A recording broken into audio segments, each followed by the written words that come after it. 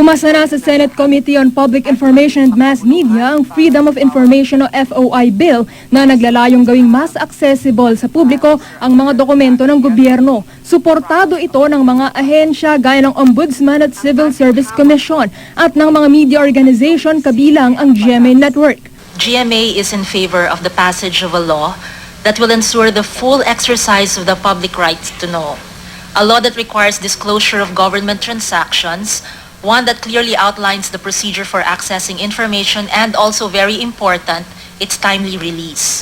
Sa ilalim ng panukala, kailangang buksan sa publiko ang records ng lahat ng ahensya ng gobyerno, maliban na lang kung malalagay sa alanganin ang national security o pakikipagnegosasyon sa ibang bansa. If the courts will have to decide between withholding information or giving out information, they will always have to resolve in favor of the right to information. Ayon kay Senador Grace Paula Manzares, hindi kasama sa bersyon ng Senado ang kontrobersyal na right of reply provision na inoobliga ang mga media organization na ilathala ang sagot ng mga opisyal sa mga istorya nila. Sa Miyerkules ito sa sponsor ni Poe sa plenaryo. Inaasahang maisa sa batas ito bago matapos ang taon. Trisha Zafra, GMA News.